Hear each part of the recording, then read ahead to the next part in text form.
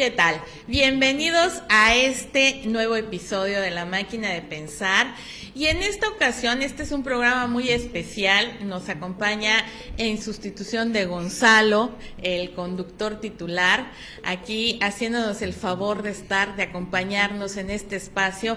Minerva Calatayud, ustedes ya la conocen, ya la vieron en el episodio anterior. ¿Qué tal? ¿Cómo estás? Muy bien, gracias. Bueno, pues aquí en este espacio atípico, desde luego, como se nos ha vuelto la vida en estos días, en estas semanas, en estos meses, en muchos casos, para algunos que ya llevan bastante tiempo en este confinamiento, en este aislamiento de la emergencia sanitaria, que ya se ha convertido en algo obligatorio y donde se han reducido las actividades al mínimo. Pues también a La Máquina de Pensar le sucede lo mismo. Tenemos pues algunos miembros por allá que se autoconsideran o sí están dentro de la clasificación de población de riesgo, y bueno, pues por eso no pueden estar el día de hoy con nosotros. Entonces, en esta ocasión somos conductoras y también invitadas. Vamos a estar platicando acerca de estos temas que yo creo que a todos nos preocupan, que tiene que ver con esta razón por la que estamos aislados y todos los procesos que conlleva el hecho de estar aislados. Esta idea de qué es lo que sucede, si realmente es necesaria esta este mecanismo que se pone en marcha con la emergencia sanitaria, este confinamiento social, este aislamiento total de toda actividad, todo lo que tiene en cuanto a rebotes, desde luego, en lo afectivo, en lo social y sobre todo en lo económico, y lo que tiene que ver también con la escuela. Entonces, ¿qué te parece si empezamos con esta visión de analizar, de desmenuzar un poco, así como hemos tenido tiempo en casa de pronto de platicar, de compartir, de vernos a los ojos, en el mejor de los casos, ¿verdad? Porque, bueno, en muchos espacios, desafortunadamente, aunque se trate de un espacio físico pequeño, de una casa en donde está compartiendo toda la familia, lo cierto es que, pues, se aíslan de otra forma muchos de los miembros a través de los dispositivos electrónicos. ¿Qué pasa con este confinamiento, Minerva? ¿Tú cómo lo observas?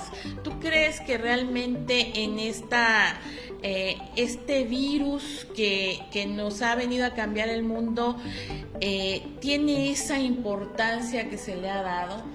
Pues yo creo que una parte sí es real del problema como tal, pero otra parte es la paranoia que está causando esta cuestión de nos vamos a morir todos, pero pues no, o sea, realmente sí. No. Bueno, si analizamos un poquito las cifras, nos daremos cuenta que sobre el 0.02% son las muertes que se han presentado en el caso de la gente realmente infectada.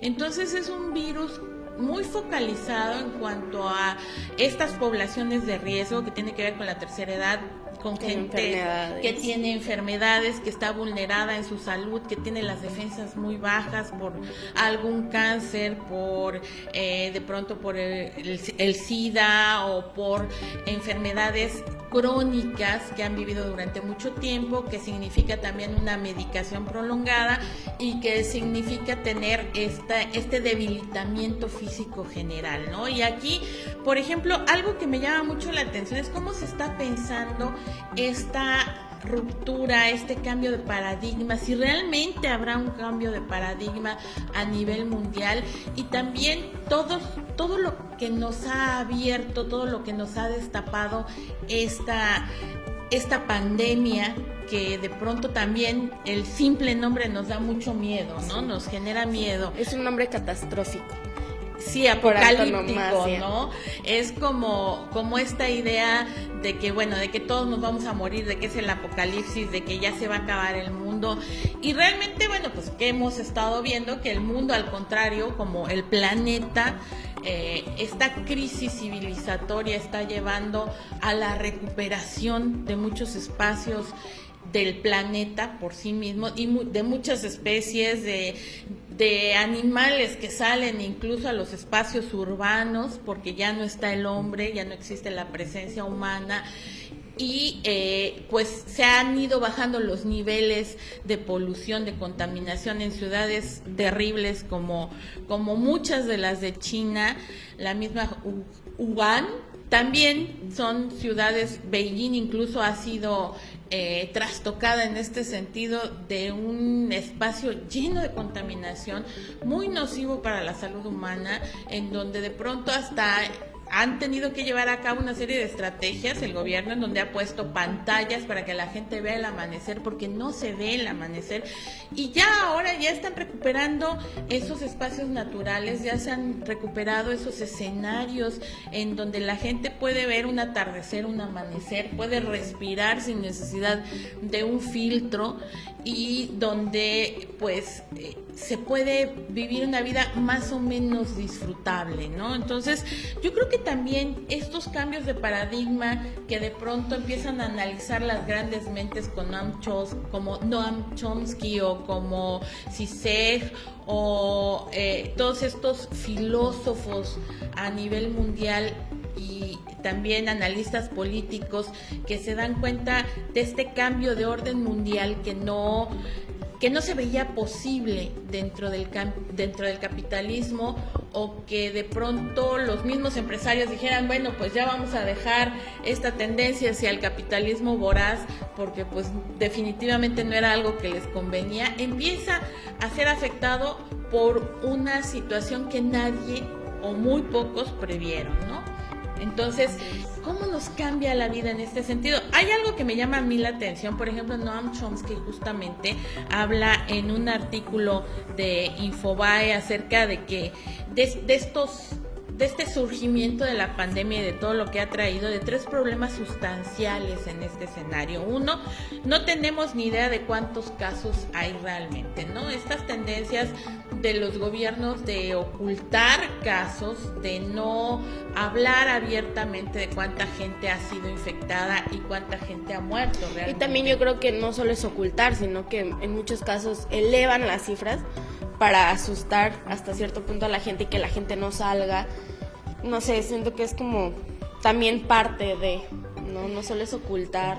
Y yo creo que también los medios de comunicación en gran medida han manipulado las cifras. Más adelante vamos a ver un caso específico que ha estado sucediendo en algunos medios de aquí, de Yucatán, pero que es como una tendencia en muchos espacios donde se manipulan las cifras de forma tal que parecerían muchos más, ¿no?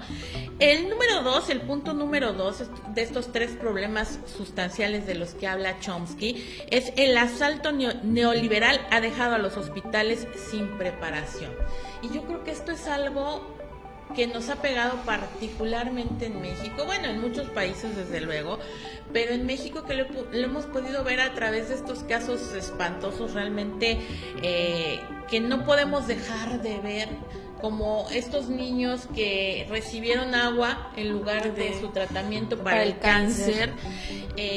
¿Por qué? Bueno, de pronto esta tendencia de abrir, de inaugurar, de que sale el presidente o el gobernador o el alcalde inaugurando un hospital y resulta que el hospital ni siquiera existe, ¿no? O existe una pequeña parte, una sala que es donde se paran, cortan el cordón, se toman las fotografías y ni siquiera está equipado porque los equipos son de otro hospital, son prestados, son equipos que no han llegado a las áreas correspondientes, que ni siquiera han sido adquiridos en muchos casos y que pues sirven para aumentar las cifras, ¿no? Como la famosa barra esta de la refinería que costó miles de millones de pesos y muchos hospitales que lo hemos visto a lo largo del país en donde de pronto se supone que existen y va uno y pues son esqueletos y son lugares que ni siquiera tienen acabados, mucho menos están equipados y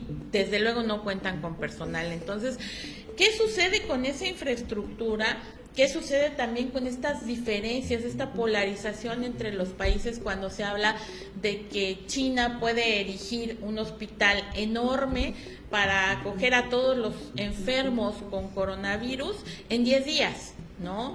Y muchos de los países de la región latinoamericana, no están en esa posibilidad. No pueden ni siquiera muchas veces tratar casos que ya estuvieron, casos graves, como se pretende que puedan lograr tratar estos nuevos casos de gravedad. Sí, dar la cobertura, además con equipo muy especializado, que es lo que se requiere, ¿no? Porque no estamos hablando de una gripe común, no estamos hablando de un caso, no sé, aunque sea una enfermedad grave, no contagiosa como el cáncer o como el VIH o como una serie de manifestaciones de la enfermedad en el ser humano, en donde pues no necesitan este aislamiento, no se necesita este manejo especial, donde la gente que está en contacto con ellos, los cuidadores, los enfermeros, no corren ningún riesgo. No corren ningún riesgo, y ahorita ya estamos hablando de que, bueno, pues ya hay médicos que han muerto en México y en muchos países, en Italia, en estos países muy golpeados por este virus, que hay que aclararlo, no es lo mismo virus que bacteria, no es un ser vivo, no es un bicho que anda pululando por allá, como esta imagen que tenemos, ¿no? Sino que se trata de una molécula que se encuentra, que se transmite y que ya en el organismo lleva a cabo una acción de ataque directo contra el mismo, ¿no? Entonces, ¿qué ha sucedido con todos estos casos? ¿Qué pasa con estas cifras? Y vamos a ver el tercer punto una vez que regresemos ya al siguiente bloque aquí en La Máquina de Pensar. No se les olvide, aquí seguimos por Teleplay.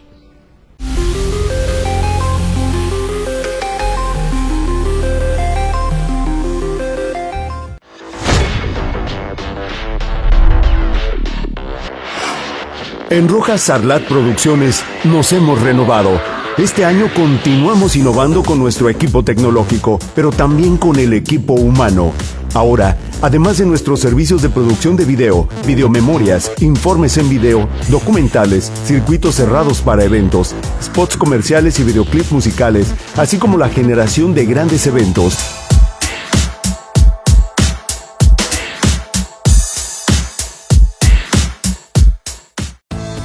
Entrevistas con expertos e información de vanguardia para conocer el trabajo científico en la península de Yucatán.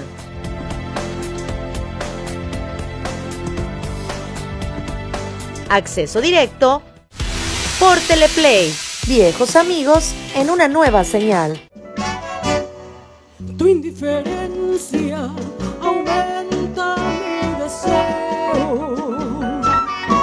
Cierro los ojos yo para olvidarte. El Potro Cisneros nos presenta lo mejor de la música grupera en un programa que ha hecho historia. Gruperísimo. Por Teleplay. Viejos amigos en una nueva señal. De manera poética, el gran cronista de nuestra Blanca Mérida nos lleva a un viaje a través de la historia y la geografía de nuestra ciudad, Mérida de Yucatán, por Teleplay. Viejos amigos en una nueva señal.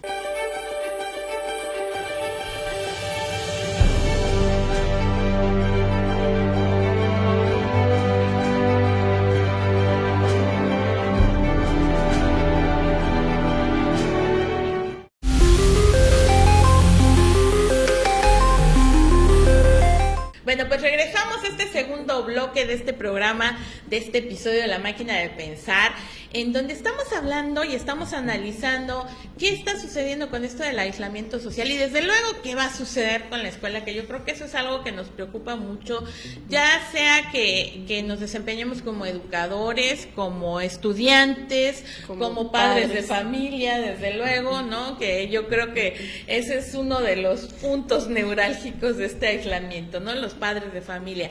Pero vamos a darle continuidad a esto que veníamos hablando desde el bloque anterior, de de estos tres problemas de los que habla Chomsky, que han quedado al descubierto y que realmente son asuntos que nos deberían de preocupar.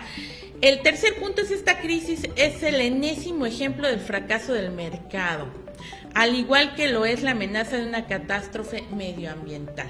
Y aquí es donde nos tenemos que poner a reflexionar un poco más allá, y yo creo que eso también es labor de la escuela. Yo creo que eso es algo que, independientemente de que la escuela no sea en este momento funcional, no sea un lugar, un espacio físico donde se esté asistiendo, finalmente la escuela se hace más allá de cuatro paredes, más allá de un edificio. Trata acerca de seres humanos aprendiendo, enseñando, compartiendo, creciendo. Y en estos espacios escolares yo creo que también hay que pensar y analizar esta parte que menciona Chomsky del mercado. ¿Qué sucede con este fracaso del mercado, este fracaso de esta idea de globalización, de esta idea de capitalismo salvaje, de privilegiar la parte económica por sobre otros aspectos del desarrollo humano, ¿no? Y del quehacer humano? Entonces, ¿qué pasa con el mercado? ¿Qué pasa con estas reglas que se han establecido, que han establecido las grandes corporaciones y que queda en evidencia que no son funcionales para todos los ámbitos, ¿no? Donde, por ejemplo, liguémoslo con los hospitales, con este ataque neoliberal hacia los sistemas de sanidad, en donde, por ejemplo, en Estados Unidos es prácticamente imposible abarcar el número de casos que se han presentado de coronavirus porque no existe un sistema social de salud, ¿no? Sí, que toda la salud es privada.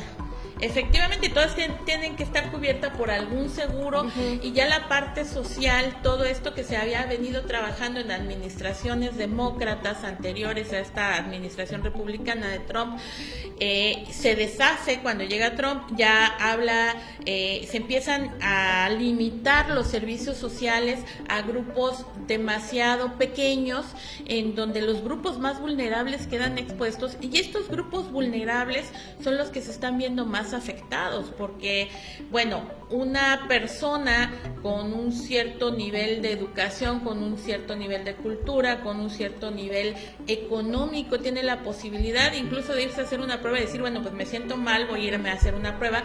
Y la gente más desprotegida, la gente más precarizada es la que empieza a contagiar a gran escala el virus, ¿no? Y muchas veces, aunque tengan esta conciencia de, bueno, puede que tenga el virus, pero no tengo dinero para ir a hacerme una prueba, o no tengo dinero para poder estar en un hospital, o para no salir de mi casa y quedarme aislado, que muchas veces esto mismo hace que se vaya propagando, que todo, o sea, que todos alrededor se vaya contagiando lentamente.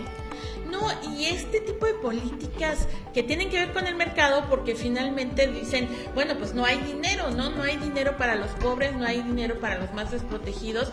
Hay una foto, yo no sé si tú sí te la mostré, me parece, que está circulando en redes, que es realmente impresionante, impactante, para llorar, para llorar de rabia, para llorar de impotencia, porque de pronto, ¿cuáles son las medidas que se están tomando en estos estados fronterizos con México, en Estados Unidos, en Austin, Texas específicamente, en donde a la gente que está en situación de calle, para que viva un aislamiento, le pintan en un estacionamiento rayas de donde se puede acostar, ¿no? Para que estén separados unos de otros. Para que no queden juntos y se contagien mutuamente. Exactamente, siendo que están en el piso, en el estacionamiento, tirados, durmiendo ahí. Entonces, sí, el hacinamiento, el nivel de suciedad, el nivel de propagación que se puede generar en ese tipo de espacios es mucho más alto que en cualquier otro espacio, ¿no? Entonces, esta idea del confinamiento, de, ay, estoy en mi casa, estoy aburrido, ¿qué hago con mis hijos? O sea, a mucha gente no la toca porque ni siquiera tiene casa, porque ni siquiera tiene una forma de subsistencia en la que pueda proveerse lo más básico, ¿no? Un techo, un alimento, ropa, toda una serie de necesidades básicas que tenemos que no se pueden cubrir en estas realidades y que es donde se está generando el mayor número de contagios, ¿no? Entonces, de pronto, cuando surge el coronavirus, se habla el COVID-19, ¿no? Que ahora ya ese es el nombre oficial, el COVID-19 en China, y que queda en una sociedad muy aislada, muy hermética, culturalmente muy alejada de otras realidades, de otros continentes y de otras culturas. Se piensa que nada más es un problema de chinos, ¿no? Y cuando se empieza a contagiar Europa por toda esta gente que viaja, dicen, bueno, pues es que es solo de ricos, porque son los que viajaron de Europa a China y se lo llevaron a Europa. Y entonces, ¿cómo llega a América? Pues por esa misma gente que tiene la posibilidad de viajar. Exacto. Y sigue siendo un virus de ricos. Exactamente, una enfermedad para un grupo social, ¿no? En específico, que son los que pueden viajar. Pero ¿qué es lo que sucede cuando ya llega a los países y se empieza a contagiar en espacios como puede ser justamente la escuela, como puede ser un supermercado, como puede ser cualquier espacio público? Porque además este virus, esta molécula que está recubierta por un lípido que no es un ser vivo, no es como el caso de las bacterias, que son seres vivos, por eso no los podemos llamar o conceptualizar así como que bichos, ¿verdad? Sino que son estas moléculas que se desbaratan cuando el lípido que las protege, que las encapsula, pues se va, y el lípido, como cualquier grasa, pues se deshace con el calor, por ejemplo, o con ciertas sustancias.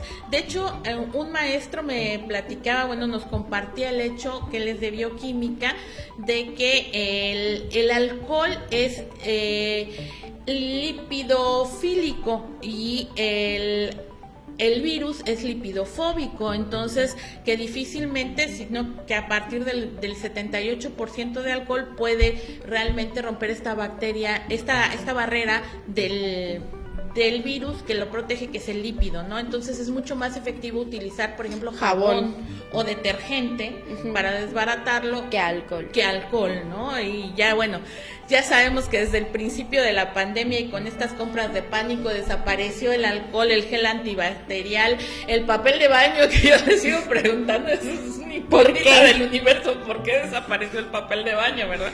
¿Qué pretenden hacer con el papel de baño? Exactamente. ¿No? Tanta gente que acaparó el papel de baño, ¿para qué, no? Bueno, ahorita seguimos con este análisis, con esta visión de qué es lo que pasará con la escuela una vez que regresemos de este aislamiento social. Regresamos al tercer bloque de La Máquina de Pensar, aquí por Teleplay. No se lo pierdan.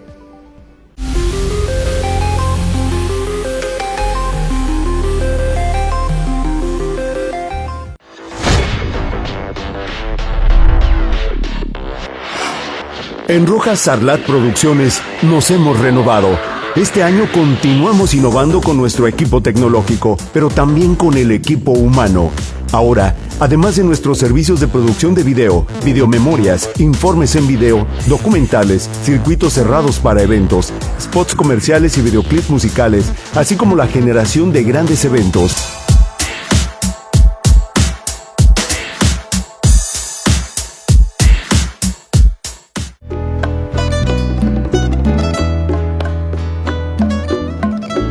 Dicen que soy un payaso, que estoy muriendo por ti y tú no me haces ni caso.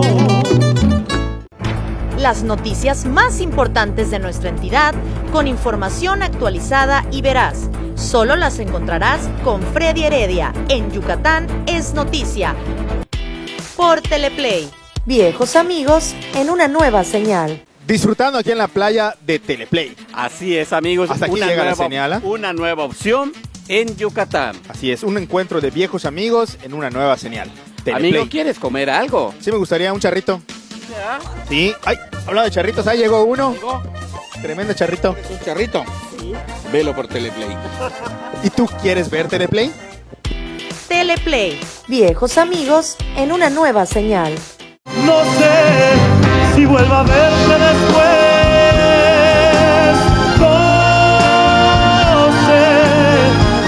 mi vida será sin el lucero azul de tu ser. Entiende que esto es grilla y si te gusta ganar bien, aguántate.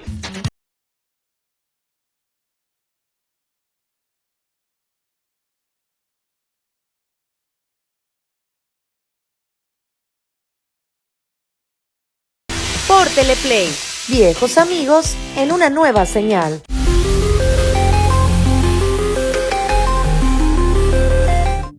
Los partidarios del vínculo unívoco entre educación y nuevas tecnologías como única forma válida de transmisión en el reinado de las sociedades del aprendizaje están de parabién.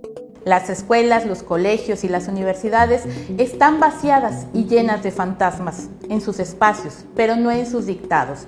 Todo se hace a distancia, como era de prever, sin olvidar que antes de la cuarentena buena parte de los sistemas educativos tendían a ella o deseaban hacerlo de una buena vez. La tecnoeducación ya había invadido las aulas en buena parte de las prácticas y el mercado había apostado decididamente por la creación de una posibilidad cierta de hacer de las instituciones de formación salas virtuales, salvo bellas y contadas excepciones.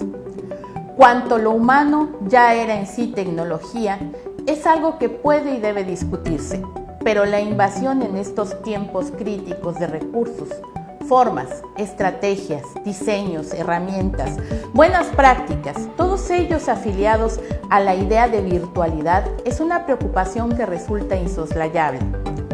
¿Qué queda de los espacios físicos? De roce, de fricción, de gestualidad, de corporalidad, en fin, donde enseñar y aprender se sostenía en vínculos de olor y sabor. ¿Qué queda del educador que toma la palabra y la democratiza a través de los sinuosos caminos de las miradas y las palabras de los estudiantes? ¿Qué queda de las formas conjuntas de hacer arte y artesanía, de tocar la tierra, de jugar bajo la forma tiránica de la pantalla siempre encendida? Y junto a esto hay también la sensación que durante la pandemia de lo que se trata en educación es de hacer, de mantener ocupados a los niños y los jóvenes, de replicar horarios y rutinas, como si pudiéramos reconcentrarnos en un mundo que está en aislamiento y olvidarnos de lo que nos angustia y conmueve. Así vistas las cosas, así condensadas, es factible que la imagen de lo educativo quede completamente desdibujada, sea una suerte de parodia de sí misma, o bien ofrezca a algunos desapasionados por la formación la salida tan buscada a su propio hartazgo. Hay una confusión deliberada o no de medios y metas, de lo cerrado y lo abierto, del ejercicio y su posible trascendencia, de la tarea y del arte, del aprender por medio de, a aprender con alguien que, de la conectividad y del contacto. Hoy, ahora mismo, si hubiera una posibilidad en tanto potencia, ella es la del cuidado, la compañía, la conversación a propósito del mundo y de la vida y la hospitalidad. No se trata de contenidos, sino de continentes. No es una cuestión de formato, sino de urgente presencia. Y no es un problema de estar ocupados, sino de estar juntos. Carlos Escliar. ¿Qué tal? Ya regresamos a este tercer y último bloque de La Máquina de Pensar. Bueno, con esta idea nos quedamos un poquito, abrimos con esta idea de la cápsula que acabamos de ver de los imaginarios educativos, que tiene que ver con el otro, con esta visión muy particular de Carlos Escliar, un educador y un poeta argentino que nos abre esta visión hacia los dañados, hacia los rotos y de la educación que, bueno, que finalmente tiene que ver también con estos espacios de refugio que significan la escuela para muchos niños y muchos jóvenes, ¿no? Entonces nosotros pensamos desde la visión, dirían por allá, heteronormada, capitalista, clase mediera, decir, bueno, pues es que tengo que estar en mi casa o en mi departamento o en este espacio donde convivo con mi familia regularmente por periodos muy cortos de tiempo, porque tengo que trabajar, porque mi pareja trabaja, porque mis hijos van a la escuela, etcétera, y ahora tengo que estar con ellos 24 horas al día durante varias semanas, durante meses incluso, y entonces es difícil la convivencia, ¿no? Pero para estos niños, por ejemplo, que escapan de los espacios de violencia que se viven en su entorno familiar, ¿qué sucede? ¿Qué pasa con estos niños? Pues desgraciadamente creo que muchos de estos niños que, como dices, usan la escuela para refugiarse, para tener un lugar seguro, muchas veces son víctimas de violencia y están constantemente con su victimario, ¿no? Entonces eso los pone en una posición muy vulnerable, que tal vez no se infecten del COVID-19, pero no tengan, o sea, no estén aislados como los demás que, ay, sí, estoy aburrido, ¿no? Sino que es violentado, le pegan, o no tiene comida, o muchas cosas de las que lo salva la escuela, ¿no? Exactamente, sí, porque en muchos lugares, en muchos espacios, estamos hablando de una realidad en la que en nuestro país existe el 43% de las escuelas que existen en México son escuelas multigrado y unidocentes. Estamos hablando que están a cargo de un solo docente, que son rurales, que en muchos casos no llega la electricidad, no llegan los servicios básicos, mucho menos llega el internet, y donde muchos de estos niños que viven en este tipo de comunidades o en las periferias de las ciudades, en las zonas conurbadas, están viviendo estos procesos de violencia, están en un espacio del que en donde son protegidos, donde el maestro se vuelve también un refugio, y que ahora ya no lo tienen físicamente porque las escuelas están cerradas. Entonces muchos maestros, yo he leído los comentarios, yo he tenido oportunidad de platicar con varios de los maestros que dicen, es que a mí me preocupan mis niños porque yo no sé si van a regresar, ¿no? Y no sé si van a regresar, y si regresan, en qué condiciones van a regresar, ¿no? Entonces este regreso anhelado a la normalidad, que también es otro tema que habría que trataremos en un programa más adelante. ¿Qué significa esta normalidad y cómo va a ser la nueva normalidad, ¿no? ¿Cómo va a ser este cambio de paradigma en donde, como lo ha mencionado Chomsky, bueno, viene todo poner en tela de juicio el juego del mercado como regulador de la vida, el factor económico, todas estas reglas en donde el capitalismo se vuelve realmente voraz y salvaje, y donde el ser humano queda en el último escalón, y que estamos viendo la importancia de la vida por sobre cualquier otra cosa. Y bueno, las escuelas, ¿qué deberán de ser? ¿En qué se deberán de convertir? Estamos hablando de que ya hemos visto la desestabilización del sistema escolar muy fuerte, desde situaciones de los pagos de los maestros, donde no hay posibilidad de pagarles, donde una semana o 2 semanas después de la quincena todavía hay pagadores recorriendo las colonias, porque a los maestros de las comunidades pues se les pagaba con cheque, y pues se mandaba a un diligenciero. No es un diligenciero, es un maestro, un propio, que va por los cheques regularmente a las oficinas centrales de la Secretaría de Educación y recoge toda una serie de cheques, recoge la nómina incluso de zonas completas, ¿no?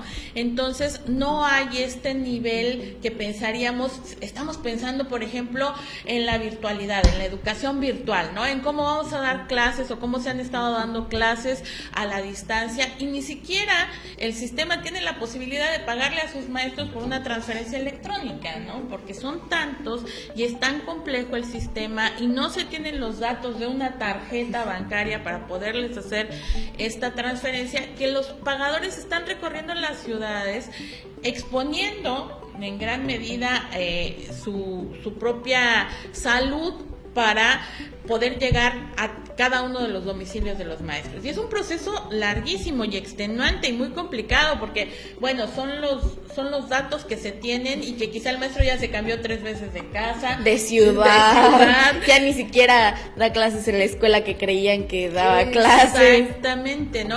Y también viene toda esta situación de que el maestro pues ya lleva 2 días, 3 días, 5 días, 2 semanas sin haber cobrado y está encerrado en su casa y está tratando de adaptarse a esta nueva realidad de la tecnología y de la virtualidad.